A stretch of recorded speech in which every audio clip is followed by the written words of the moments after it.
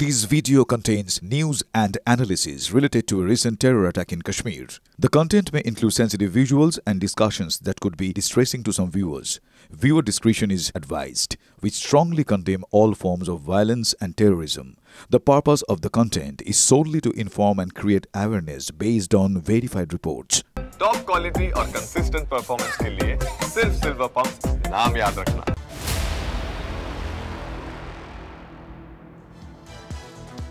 শুধরল না পাকিস্তান। 3 ঘন্টাতেই সংঘর্ষ বিরতি লঙ্ঘন পাকিস্তানের। এলওসি বরাবর 11 জায়গায় সংঘর্ষ বিরতি লঙ্ঘন ইসলামাবাদের। শ্রীনগরে ড্রোন হানার চেষ্টা। সন্ধে গড়াতে আবার জম্মুর আকাশেও ঝাঁকে ঝাঁকে ড্রোন। পাক ড্রোনকে ধ্বংস করেছে ভারতীয় এয়ার ডিফেন্স সিস্টেম।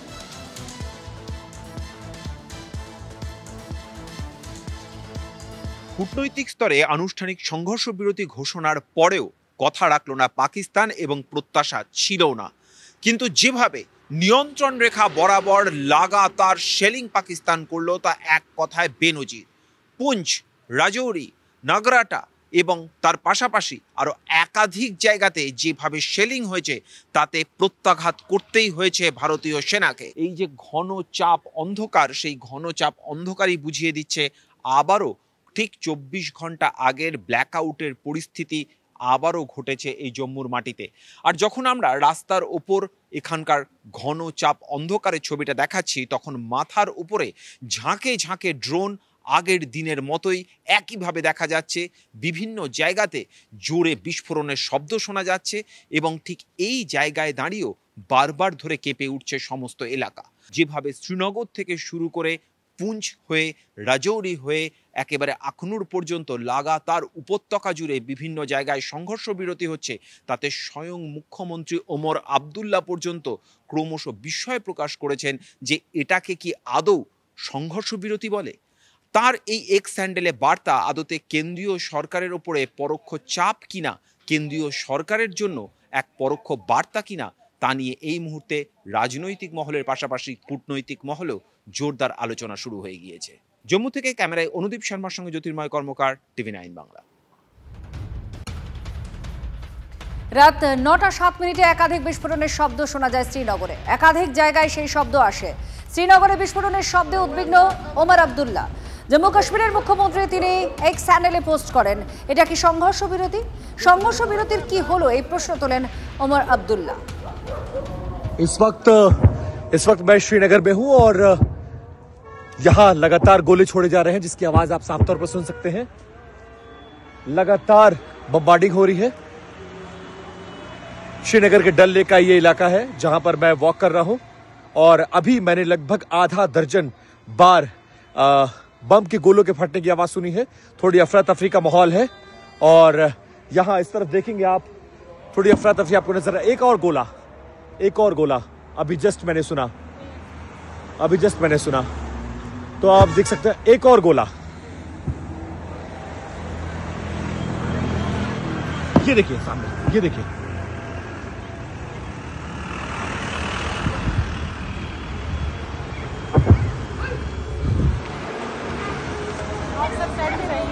गोला फट रहा है।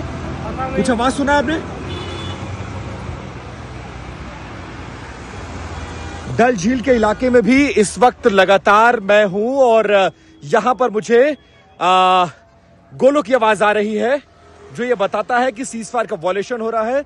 और आज शाम को ये अनाउंसमेंट हुआ था कि प्रॉपरली सीजफायर हो चुका है। आज शाम 5 बजे के बाद किसी तरह का दोनों तरफ से फायरिंग नहीं होगी। लेकिन डल झील के किनारे पर इन पहाड़ियों की तरफ मुझे बार बार आवाजें आई हैं। आधा दर्जन से बार मैंने इन आवाजों को सुना है और उसके बाद इस तरफ थोड़ी भागम भाग बची हुई है, थोड़ी अफरा तफरी का माहौल है और लोग बेहद डरे हुए हैं, इधर उधर भाग रहे हैं, जो अपने आप में ये जाहिर कर रहा है कि स्थितियां अभी भी सामान्य नहीं हुई हैं। और इस तरह के हमले, इस तरह की आवाजें ये बता रही हैं कि अभी भी श्रीनगर और कश्मीर पर खतरा मंडरा रहा है और रह रहकर पाकिस्तान की तरफ से हमले किए जा रहे हैं, जिसका जवाब दिया जा रहा है। हालांकि ये किस तरह के हमले थे, क्या ये ड्रोन से हमला किया गया या मिसाइल से हमला किया गया, कैसे हमारी जो एयर डिफेंस सिस्टम है उसको निष्क्रिय कर रही है, वो जांच का विषय है। लेकिन इन आवाजों को सुनने का मतलब यह है कि स्थितियां अभी सामान्य नहीं बनी हुई हैं और अभी भी डल झील के इलाके में जो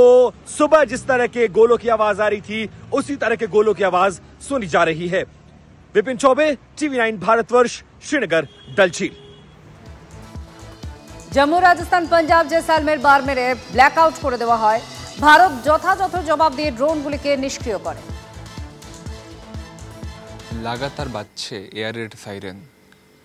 রাজস্থান সীমান্তের পোখরান, বারমের, জেসলমের, যোধপুর সম্পূর্ণ অন্ধকারে ডুবে রয়েছে। সংঘর্ষ বিরতি অনুরোধ করেছিল পাকিস্তান, ভারত তাতে সায় দিয়েছিল। তারপর আবারও সংঘর্ষ বিরতি ভাঙল পাকিস্তান। পোখরানের আকাশে একাধিক পাকিস্তানি ড্রোনকে পর্যদুস্ত করেছে ভারতীয় এয়ার ডিফেন্স। আমরা রয়েছি রাজস্থান সীমান্তে এবং দূরে যে ক্ষীণ আলো দেখা যাচ্ছে তা হলো আন্তর্জাতিক সীমানা। সেটা ছাড়া গোটা রাজস্থানের পোখরান, জেসলমের, যোধপুর ব্ল্যাকআউট হয়ে রয়েছে এবং প্রচণ্ড জোরে সাইরেনের আওয়াজ পাওয়া যাচ্ছে। বেশ কিছু জায়গা থেকে বিস্ফোরণের শব্দও পাওয়া গিয়েছে। সংঘর্ষ বিরতি অনুরোধ করার পরে, আমেরিকার প্রেসিডেন্ট টুইট করার পরে, ভারত তাতে সায় দেবার পরে পাকিস্তান আবারও কিন্তু বেইমানি করেছে, কাপুরুষোচিত আক্রমণ করেছে, বেয়াদবি করার চেষ্টা করেছে পাকিস্তান। সেখানে তারা সমুচিত জবাব পেয়েছে। গোটা বিশ্ব দেখছে পাকিস্তান কত বড় কাওয়ার্ড। ক্যামেরায় তুষার ঘটকের সঙ্গে সুমন মহাপাত্র, TV9 বাংলা, রাজস্থান সীমান্ত। That there will be no blackout today, but now a precautionary measure we are taking the blackout steps.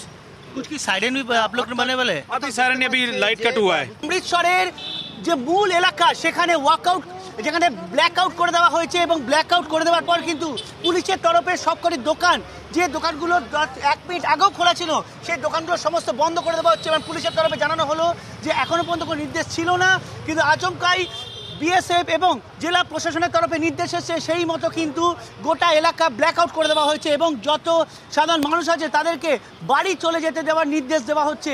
স্বাভাবিক সেই ছবি পিকু দেখাচ্ছে যে অমৃতসরের গোটা এলাকা আবারও সেই আতঙ্কের চেহারা ফিরে এসেছে।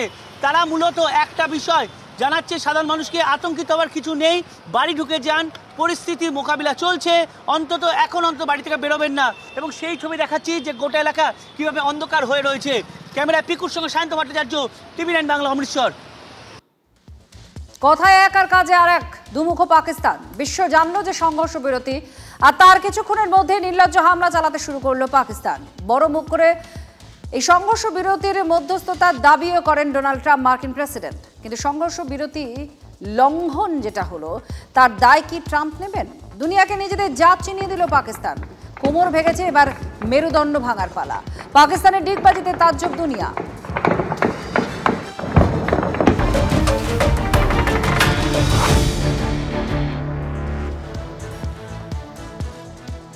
অমৃতসরে এখনো জারি রয়েছে রেড অ্যালার্ট। আমাদের প্রতিনিধি কিছুক্ষণ আগে দেখাচ্ছিলেন যে ছবি, সেটা গতকাল রাতের ছবি, যখন ব্ল্যাকআউট করে দেওয়া হয়। কারণ সাইরেন বাজানো হচ্ছিল, ঘন ঘন আকাশে দেখা যাচ্ছিল আলোর ঝলক, ড্রোন দেখা যাচ্ছিল।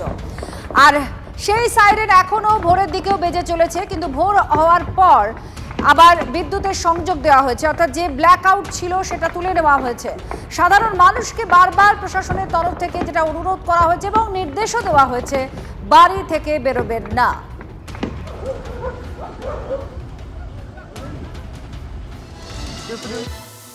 পাকিস্তান লাগাতার সংঘর্ষ বিরতি লঙ্ঘন করে যাচ্ছে। সাংবাদিক বৈঠক করলেন আমাদের দেশের বিদেশ সচিব। শেষ 2 ঘন্টা ধরে লাগাতার এই সংঘর্ষ বিরতি লঙ্ঘন করেছে, অর্থাৎ যখন তিনি বিবৃতি দিচ্ছেন তার শেষ যে 2 ঘন্টা ছিল সেই 2 ঘন্টা ধরে সংঘর্ষ বিরতি লঙ্ঘন করেছে পাকিস্তান, সে কথাই তিনি বলেন। পরিস্থিতির গুরুত্ব বুঝে একটা দায়িত্বশীল রাষ্ট্রের মতো আচরণ করুক পাকিস্তান, এই আর্জি করা হয়। কিন্তু তারই সঙ্গে সেনাবাহিনীকে যথাযথ জবাব দেওয়ার নির্দেশ দেওয়া হয়েছে কথাই জানান ভারতের বিদেশ সচিব বিক্রম মিশ্রে। भारत और पाकिस्तान के DGMOs के बीच जो पिछले कुछ दिन से चल रही सैन्य कार्रवाई को रोकने का समझौता आज शाम को हुआ था, पिछले कुछ घंटों से इस समझौते का पाकिस्तान की ओर से घोर उल्लंघन हो रहा है। भारतीय सेना जवाबी कार्रवाई कर रही है और इस सीमा अतिक्रमण से निपट रही है। ये अतिक्रमण अत्यंत ही निंदनीय है और पाकिस्तान इनके लिए जिम्मेदार है। सेना ने इस स्थिति पर कड़ी नजर रखी हुई है और उसे किसी भी अतिक्रमण से निपटने के लिए ठोस और सख्त कदम उठाने के लिए आदेश दे दिए गए हैं। See, the fact is that to my mind, we had reached a stage where the escalation was needlessly getting out of control. Peace is necessary for us. The truth is that the circumstances of 1971 are not the circumstances of 2025. There are differences. As far as I'm concerned, I believe that the people of India deserve peace. We just wanted to teach the terrorists a lesson. That lesson has been taught. I'm sure the government will continue trying to identify and track the specific individuals who did the horrors of Pahalgam. সংঘর্ষ বিরতির লঙ্ঘন করতে বদ্ধপরিকর পাকিস্তান, কথা পাকিস্তান বলছে। পাকিস্তান নয়, সংঘর্ষ বিরতি চুক্তি লঙ্ঘন করেছে ভারত, এই হাস্যকর দাবি পাক বিদেশ মন্ত্রকের। এই তথ্য আপনাদের দিলাম। আর এই মুহূর্তে কর্নেল রাজেন্দ্র ভাদুরী তিনি আমাদের সঙ্গে রয়েছেন, প্রাক্তন অবসরপ্রাপ্ত সেনাকর্তা আমাদের সঙ্গে রয়েছেন। তার সঙ্গে আমরা একটু কথা বলে পরিস্থিতিটাকে একটু বোঝার চেষ্টা করি।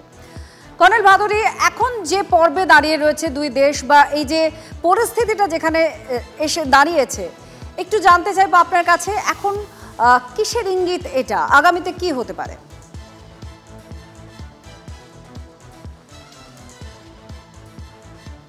দেখুন, সিজ ফায়ার না হয় ডিক্লেয়ার করা হয়েছিল। সিজ ফায়ারটা ইউনিল্যাটারালি আমরা আমাদের তরফ থেকে অ্যানাউন্স করেছিলাম। পাকিস্তান তো ওটাকে নিজের তরফ থেকে অ্যানাউন্স করেনি।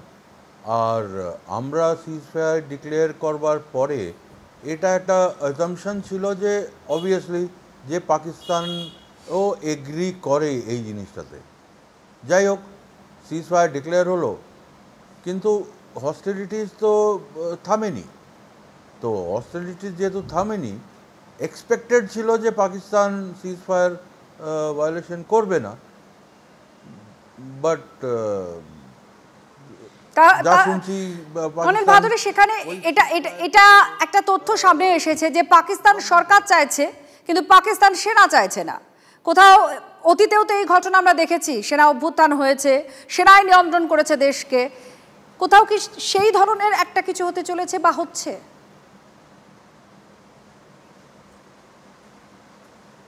না, দেখুন, আমরা একটা বেসিক মিস্টেক করি, সেটা হচ্ছে যে আমরা অ্যাজিউম করি যে পাকিস্তানে প্রপার ডেমোক্রেসি আছে। পাকিস্তানে প্রপার ডেমোক্রেসি নেই, পাকিস্তানে একটা সিউডো ডেমোক্রেসি আছে। সিউডো ডেমোক্রেসি কেন বলছি? কারণ পাকিস্তানে একটা ইলেক্টেড অ্যাসেম্বলি আছে, একটা ইলেক্টেড গভর্নমেন্ট আছে, একটা ইলেক্টেড প্রাইম মিনিস্টার আছে, এটসেট্রা। কিন্তু দেশটা তো ওরা চালায় না, দেশটা তো আর্মি চালায়। তো সেই জন্য ডেমোক্রেসি আছে কিন্তু আসলে ডেমোক্রেসি নেই।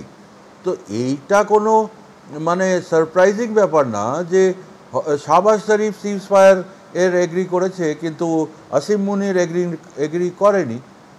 তো আর আসিম মুনিরও যদি এগ্রি করে, এটা জরুরি নয় যে পাকিস্তানে, পার্টিকুলারলি ইন পাকিস্তানের এনভায়রনমেন্ট, যে আর্মির কোর কমান্ডারগুলো এগ্রি করছে, আর্মির ডিভিশন কমান্ডারগুলো এগ্রি করছে, বা তার নিচে ব্রিগেড কমান্ডার এগ্রি করছে। কারণ ওইখানে কমপ্লিট স্ট্রাকচারটাই ওই ধরনের করে মানে হয়ে বসেছে আজকের ডেটে। এখানে কর্নেল ভাদুরী, একটা দেশ পাকিস্তান একটা দেশ, তার একটা আন্তর্জাতিক স্তরেও তার নিজস্ব কিছু নীতি আছে যেগুলো সমস্ত দেশকেই মেনে চলতে হয়।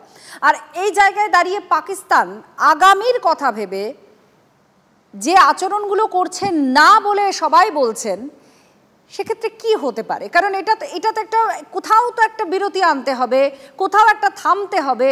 এবং বারবার ভারতের তরফ থেকে এই কথাই বলা হয়েছে যে ভারত শুধুমাত্র জঙ্গি ঘাঁটিগুলিকে টার্গেট করেছে, তারপর সেনা ঘাঁটিগুলিকে প্রত্যাঘাত।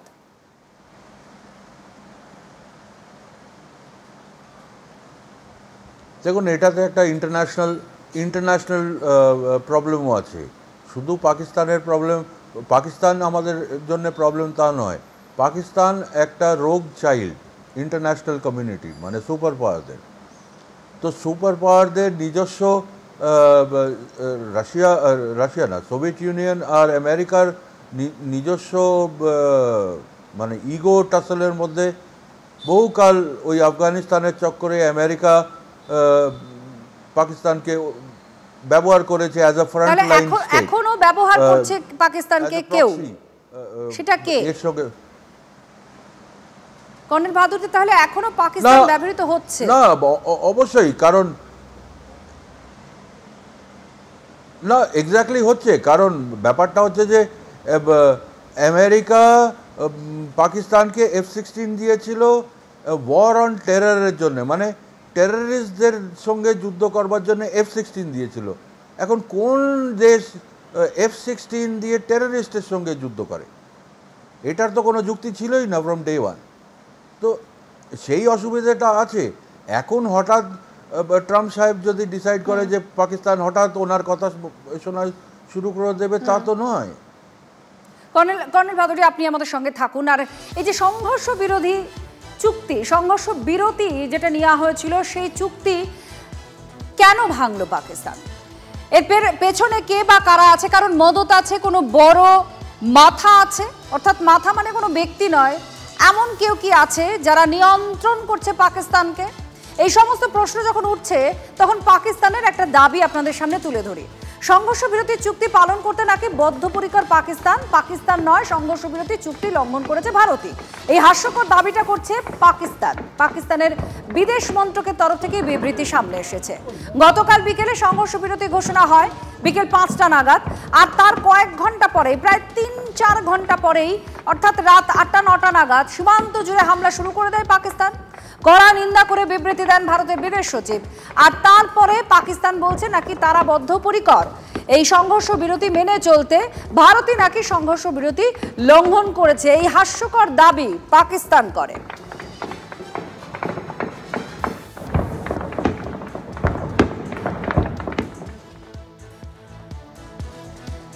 আর তার সঙ্গে সঙ্গে পাকিস্তানের এই যে একের পর এক প্রতিশ্রুতি, যে প্রতিশ্রুতিকে পাকিস্তান ভেঙেছে, এটা কিন্তু পাকিস্তানের হাড়ে মজ্জায় আছে।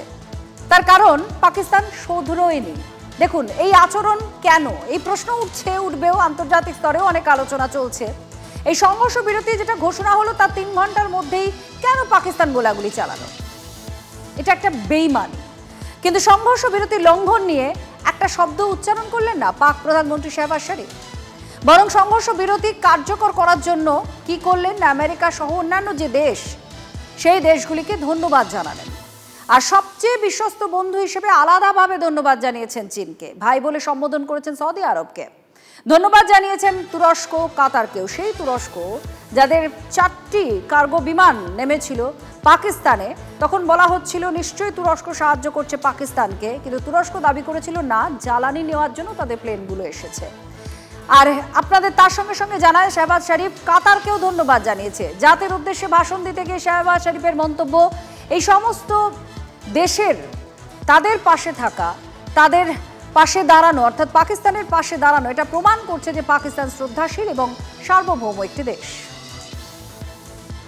इस मौका पर मैं सदर ट्रंप का खुसूसी शुक्रिया अदा करना चाहता हूं, जिन्होंने जंग बंदी के लिए मुखलिसाना किरदार अदा किया। यहां पर मैं अपने इंतहाई मुखलिस और बरादर ममालिक सऊदी अरब, मुत्तहिदा अरब अमारात, तुर्किया और कतर के अलावा अवामी जमहूरिया चीन का बतौर ख़ास जिक्र ना करूं और दिल की गहराइयों से उनका शुक्रिया अदा ना करूं। किसी भी नफ़े और नुकसान को खातिर में लाए बगैर पाकिस्तान का भरपूर साथ दिया। ঠিক যেখানে ধন্যবাদ জ্ঞাপন করা হচ্ছে যে সমস্ত দেশগুলিকে এবং চীনের অবস্থান কি, এই সমস্ত বিষয়গুলো আগামী দিনে অর্থাৎ কি প্রভাব পড়তে পারে এই টেনশনের মধ্যে, এগুলো নিয়ে আমরা কথা বলবো। আমাদের সঙ্গে আমাদের বিশেষ অতিথি আছেন কর্নেল রাজেন্দ্র ভাদুরী, তার সঙ্গে আমরা কথা বলছি। একটা বিরতি নিয়ে ফিরে আসছি, দেখতে থাকুন টিভি9 বাংলা।